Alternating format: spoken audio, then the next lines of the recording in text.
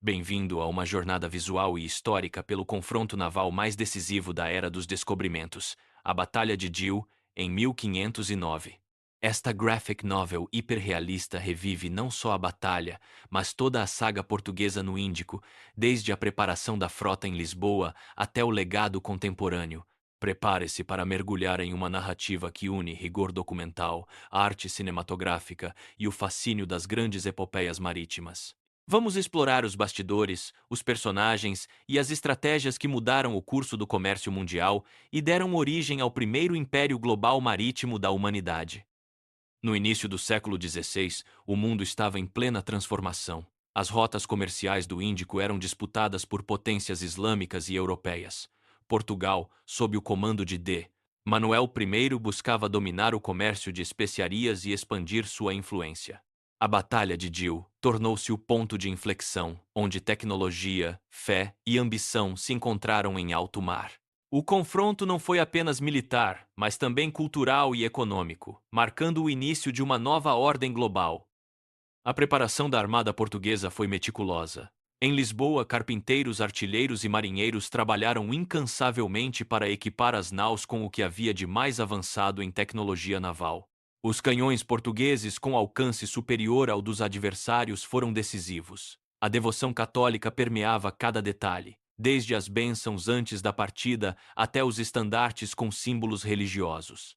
Era uma missão em nome de Deus e do Rei, impulsionada pela fé e pela busca de glória.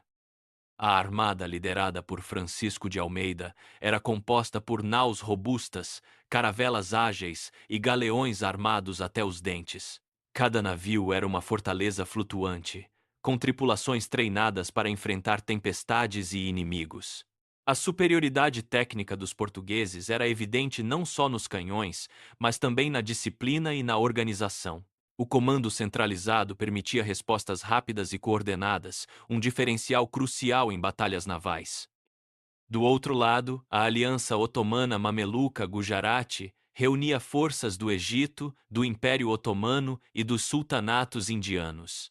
Seus navios eram numerosos e tripulados por marinheiros experientes, mas careciam da artilharia de longo alcance dos portugueses. A motivação era clara: impedir o domínio luso sobre as rotas de especiarias e proteger os interesses islâmicos no Índico. O confronto era inevitável, e ambos os lados sabiam que o resultado mudaria o destino de continentes inteiros. Francisco de Almeida, o primeiro vice-rei da Índia, era um comandante experiente e determinado. Sua liderança foi fundamental para a vitória portuguesa. Almeida combinava disciplina militar com visão estratégica, sabendo quando atacar e quando recuar. Sua biografia, reconstruída a partir de retratos e documentos históricos, revela um homem movido tanto pela fé quanto pela ambição de consolidar o Império Português no Oriente. Outro nome lendário da expansão portuguesa é Afonso de Albuquerque, conhecido como o Leão dos Mares da Ásia. Albuquerque foi responsável por consolidar posições estratégicas e garantir o domínio luso no Índico. Sua atuação em Goa, Malaca e Hormuz foi decisiva para o controle das rotas comerciais. Albuquerque era admirado por sua coragem e capacidade de adaptação às realidades locais, tornando-se uma figura central na história naval mundial. Lourenço de Almeida, filho de Francisco, também teve papel marcante na saga do Índico. Jovem e destemido, destacou-se em batalhas anteriores e inspirou confiança entre os marinheiros. Sua morte precoce em Chaú, pouco antes da Batalha de Jiu, foi um golpe para o pai e para toda a armada, mas também serviu de motivação extra para os portugueses buscarem a vitória e a vingança. Após meses de viagem, enfrentando tempestades e perigos desconhecidos, a armada portuguesa finalmente chega ao Mar Arábico. O ambiente era hostil, com ventos de monção e águas repletas de navios inimigos. A tensão era palpável, mas a confiança na superioridade técnica e na liderança de Almeida mantinha o moral elevado. O confronto estava prestes a começar e cada marinheiro sabia que estava prestes a fazer história. A inovação estratégica foi um dos grandes trunfos portugueses. Almeida utilizou formações em linha, aproveitando o alcance dos canhões para atacar à distância e evitar o combate corpo a corpo, onde os adversários tinham vantagem numérica. A coordenação entre as embarcações, o uso de sinais e bandeiras e a disciplina das tripulações permitiram manobras precisas, surpreendendo os inimigos e mudando para sempre a arte da guerra no mar. Os canhões portugueses eram o segredo do sucesso. Fabricados com bronze de alta qualidade, tinham alcance e precisão superiores aos dos adversários. Isso permitia que os navios luso disparassem antes de serem alcançados, causando danos devastadores e desorganizando as linhas inimigas. A artilharia naval portuguesa tornou-se referência mundial, sendo estudada e copiada por outras nações nos séculos seguintes. Em 3 de fevereiro de 1509, as frotas se alinham no Mar de Jiu. O silêncio tenso é rompido pelo estrondo dos canhões portugueses, que abrem fogo à distância. Os navios adversários tentam se aproximar, mas são recebidos por uma chuva de balas e estilhaços. O caos se instala, com embarcações em chamas e marinheiros lutando pela sobrevivência. A batalha, que duraria horas, já dava sinais de que seria decisiva. O combate naval era brutal e caótico. Navios colidiam, marinheiros saltavam de uma embarcação para outra, e o fogo dos canhões misturava-se ao barulho das espadas e gritos de guerra. A arte da graphic novel captura esse momento com realismo cinematográfico, mostrando o desespero e a coragem dos guerreiros navais. Cada detalhe, do brilho do bronze ao sangue nas tábuas, revela a intensidade do confronto. Apesar da preferência pelo combate à distância, em alguns momentos era inevitável o confronto direto. Os portugueses utilizavam táticas de abordagem rápidas e precisas, aproveitando a disciplina das tropas e o fator surpresa. O uso de granadas de mão, armas de fogo portáteis e espadas curtas fazia diferença nos combates corpo a corpo, garantindo vantagem mesmo quando em menor número. A Aliança Islâmica não se rendeu facilmente. Os marinheiros otomanos e gujarates lutaram com bravura, tentando incendiar navios portugueses e romper as linhas de defesa. O mar se tornou um campo de batalha flutuante, com destroços e corpos espalhados pelas águas. A resistência foi feroz, mas a superioridade técnica e a disciplina dos portugueses começaram a prevalecer à medida que a batalha avançava. A devoção católica era parte essencial da mentalidade dos navegadores portugueses. Antes da batalha, missas eram celebradas a bordo e estandartes com imagens de santos eram erguidos nos mastros. Muitos marinheiros acreditavam lutar não só pelo rei, mas também por Deus. Essa fé inabalável servia de motivação extra, fortalecendo o moral mesmo diante do perigo extremo. Com o avanço das horas, a maré da batalha começou a virar a favor dos portugueses. Os canhões continuavam a causar estragos, e as tentativas de abordagem dos inimigos eram repelidas com eficiência. A disciplina e a experiência dos marinheiros lusos fizeram a diferença, permitindo que a armada mantivesse a formação e explorasse as fraquezas adversárias. O desfecho se aproximava. Ao final do dia, a vitória portuguesa era incontestável. A maioria dos navios inimigos havia sido destruída ou capturada, e o Mar de Jiu estava sob controle luso. Francisco de Almeida consolidou sua reputação como um dos maiores comandantes navais da história, e Portugal garantiu o domínio das rotas de especiarias por mais de um século. A Batalha de Jiu tornou-se símbolo do poder marítimo português. Após a batalha, os portugueses consolidaram sua presença construindo o Forte de Jiu, uma fortaleza imponente que resistiu a séculos de ataques, monções e invasores. O forte tornou-se símbolo de resistência e da engenharia militar lusa, sendo admirado até hoje por sua arquitetura e localização estratégica. Sua pedra secular testemunhou o desenrolar da história e permanece como marco do legado português no Oriente. A engenharia naval portuguesa do século XVI era referência mundial. Os estaleiros de Lisboa produziam naus e galeões com técnicas inovadoras, combinando resistência, velocidade e capacidade de carga. O uso de bronze nos canhões, a disposição dos mastros e a organização interna dos navios permitiam longas viagens e combates intensos.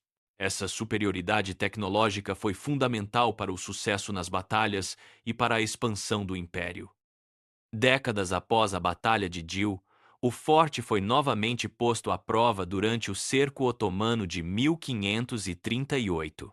Uma coalizão islâmica tentou retomar o controle da região, mas a resistência portuguesa, liderada por Antônio da Silveira, foi lendária. Mesmo em desvantagem numérica, os defensores mantiveram-se firmes, repelindo ataques e garantindo a permanência lusa no Índico. Em 1546, o forte de Dil enfrentou novo cerco, desta vez por forças do sultanato de Gujarat.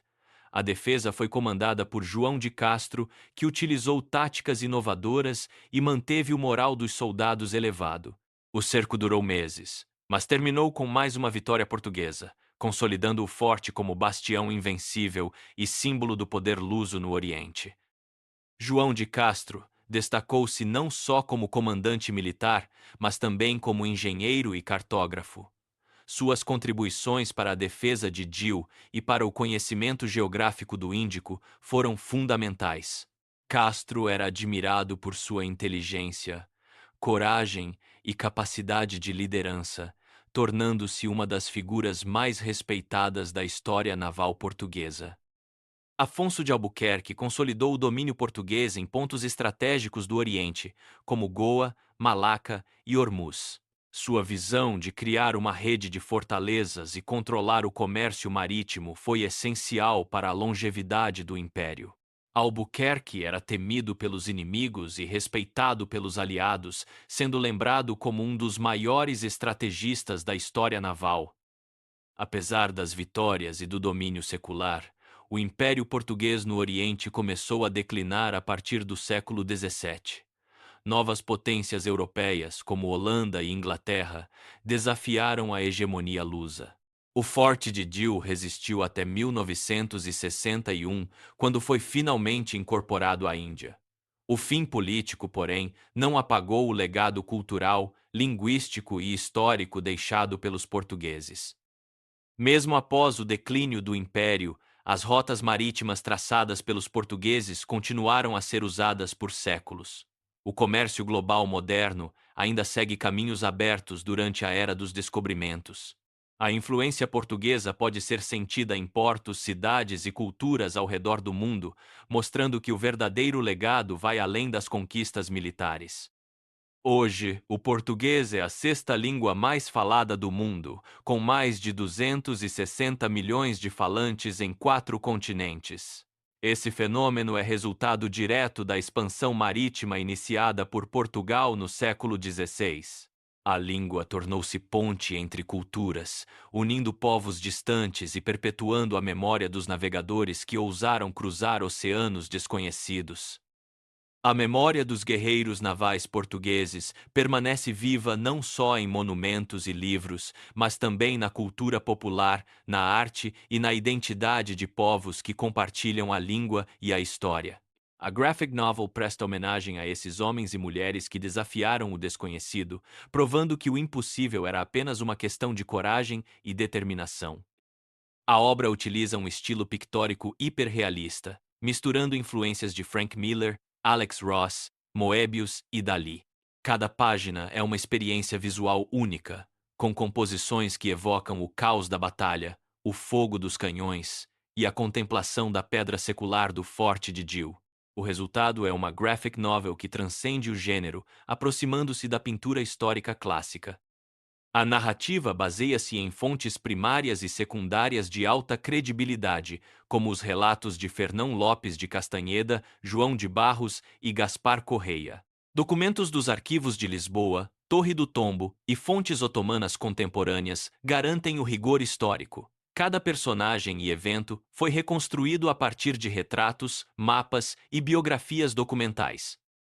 Cada página da graphic novel traz notas de rodapé detalhadas, explicando termos técnicos de engenharia naval, táticas de combate e contexto cultural. Isso permite ao leitor mergulhar não só na narrativa visual, mas também no conhecimento profundo sobre a arte da guerra no mar e a vida dos navegadores portugueses. A arte é fundamental para manter viva a memória dos grandes feitos históricos.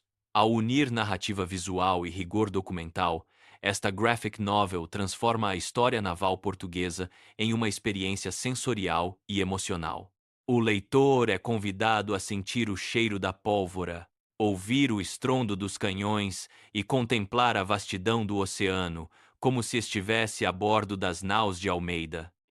Hoje, o legado da Batalha de Jiu e da expansão marítima portuguesa é sentido em 9 países e 4 continentes. A língua, a cultura e as rotas comerciais continuam a unir milhões de pessoas. O passado se faz presente, mostrando que a coragem e a inovação dos navegadores portugueses deixaram marcas indeléveis na história da humanidade. A maior lição deixada pelos guerreiros navais portugueses é que o impossível era, na verdade, apenas o desconhecido.